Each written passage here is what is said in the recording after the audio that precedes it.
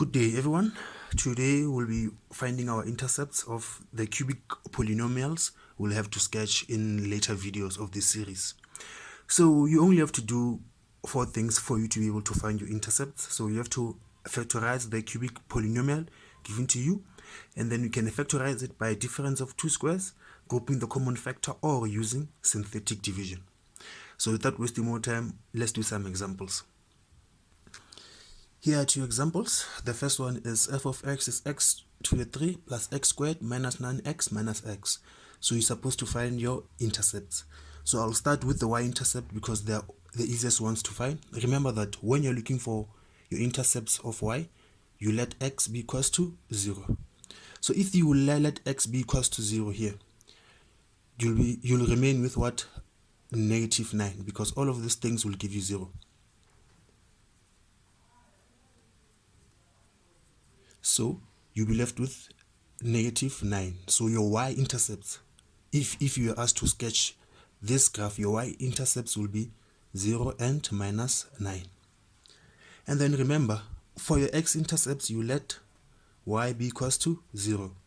So 0 has to be equals to x to the 3 plus x squared minus 9x minus 9. So from then on, you have to factorize. So as you can tell here, I have a common factor on these 2 terms and these 2 terms.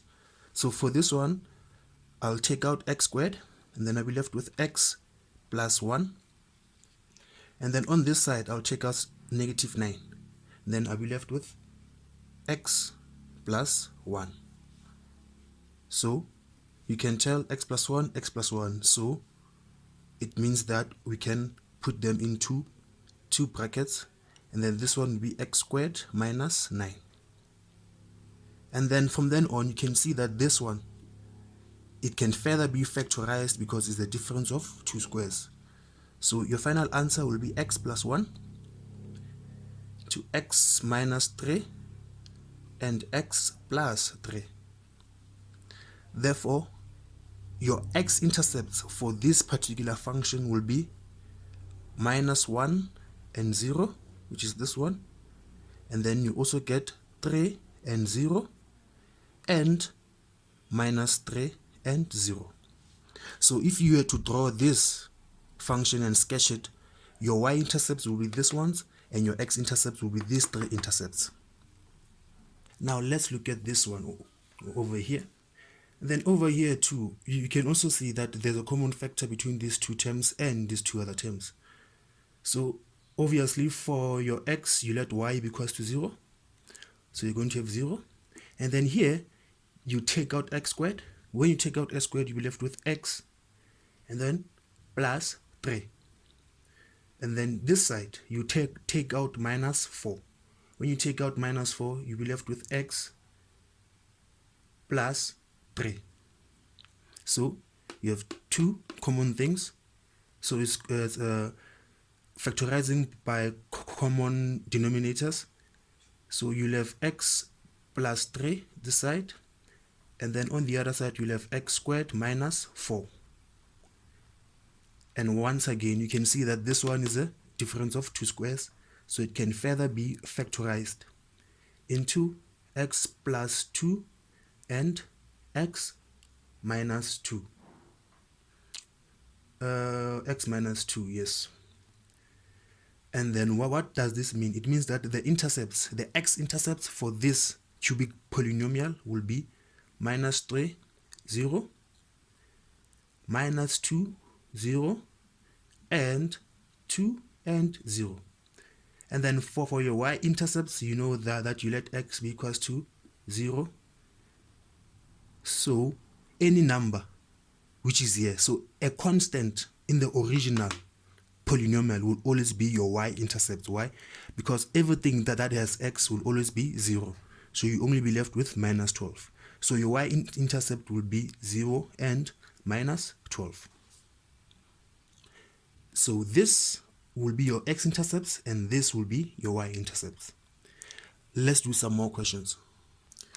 Here are 2 more questions. Let's start with this one. It says f of x is x to the 3 plus x squared minus 10x plus 8. You have to find your intercepts. So your y-intercepts, you have to know by now is simply this 8 and 0. Because if you let x be equals to 0, everything will be 0 except for the 8. Now, for your x-intercepts, right?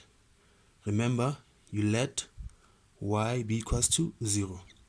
So 0 is equals to x to the 3 plus x squared minus 10x plus 8. And then if you look at this one, right? Between these two terms, yes, we do have a common factor, is x squared. But between these other two, no, we don't. But we do have it, but then it's going to come out in like a fraction form. So to avoid confusing yourself and avoid everything, use synthetic division. So synthetic division says that you must find the first factor by inspection or trial and error. So let's say by inspection, right?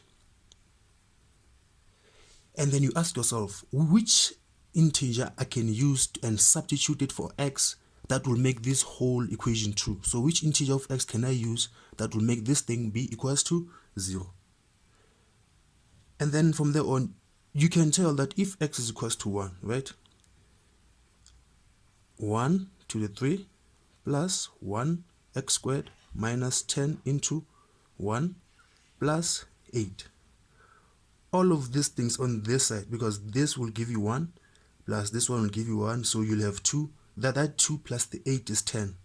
Positive 10 minus 10 is what? Is 0. So 0 is equals to 0. So you can say that x minus 1 is a factor by inspection. By inspection. And then from then on, you use synthetic division. Remember that synthetic division goes something like this.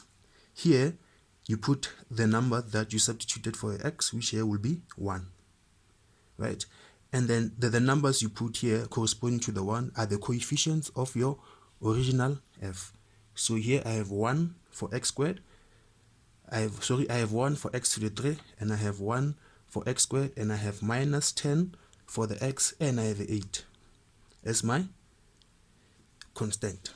So that the first thing you do is that on this first row, you always add a 0. So 1 plus 0, it's 1. And then now you start multiplying. Across, you multiply. So 1 times 1 is what? Is 1. Across, you multiply. Vertically, you add. So 1 plus 1 is what? Is 2. So 2 times 1 is 2. Minus 10 plus 2 is minus 8. 1 times minus 8 is minus 8. 8 minus 8 will give you what? 0. Another important thing. This number, the last number during synthetic division, always has to be a 0. If you don't get the 0, you must know that you did something wrong somewhere. And then what do these numbers tell us? They simply tell us that we have the x minus 1, which is the one we found by inspection. And then we also have an x squared plus 2x, which is this 2, minus 8. So then from then on, you further expand this. X squared plus 2x minus 8 can be factorized by using x minus 2 and x plus 5. So you'll have the x minus 1, which is the one you found by inspection. And then you'll have the x minus 2. And you'll have the x plus 4. From this leftover expression, you factorize. So this thing simply tells you that then your x-intercepts will be 1 and 0, 2 and 0, and minus 4 and 0. This will be your x-intercepts for this function, and your y-intercept, you already found it here, is 0 and 8. So let's do this one. So for this example, let's also start with the y-intercepts. So your y-intercepts, obviously, you let your x be equals to 0, and then your y-intercept will be this 6. So it will be 0 and 6. So now for your x-intercepts, As you know, you let y be equals to 0. So you have 0 is equals to x to the 3 minus 4x squared plus x plus 6, right? And then again, you have to find your factor by inspection or trial and error, whichever phrase you like to use. So here, I can see that if I let x be equals to minus 1, this whole statement will be true, because here I'll have minus 1 to the 3 minus 4 into minus 1 squared plus, okay, so sorry, here it's actually an x, it's not an 8, plus minus 1 plus 6, right? All of these things will be equals to 0, because here I'll still have negative 1 because it's to the power 3. I'll still have negative 1. Here I'll have a positive 1, but then the 4 will still be negative. So I'll have 1, negative 1, negative 1, negative 4. That's negative 6 plus 6 will give me 0. So I can tell that x plus 1 is a factor. Is a factor by inspection.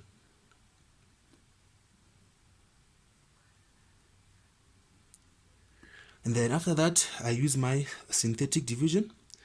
And then here I put minus 1, because minus 1 is the factor I found by inspection.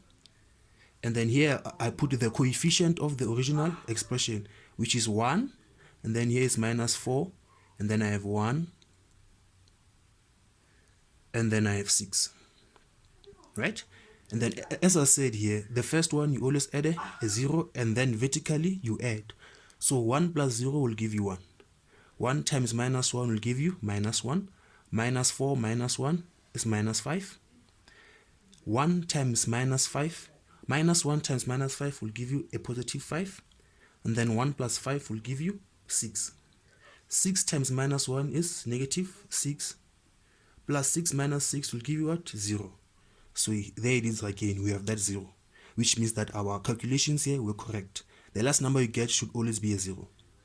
And then what does this mean? It means that the first factor we found by inspection, which is the x plus 1, is accompanied by what? By this number here. This one will always represent the x, which is 1 power less than the original one. The original one is x to the 3, right? So this number is a coefficient of x squared, because 2 is 1 less than 3. So this one will accompany your x, and then this one is just your constant plus 6. This is what you have. And then therefore you can tell that you can factorize this part by x minus 2 and x minus 3. These are the factors of this expression. So in total, your x-intercepts are what? Your x-intercepts are minus 1 and 0. There are 2 and 0. And the last one is 3 and 0. This will be your x-intercepts for this function, and your y-intercepts are this one we found here. So on the next video, we'll start sketching these cubic polynomials. So once again, if you like and appreciate the content, please remember to comment, like, subscribe, and share. Thank you.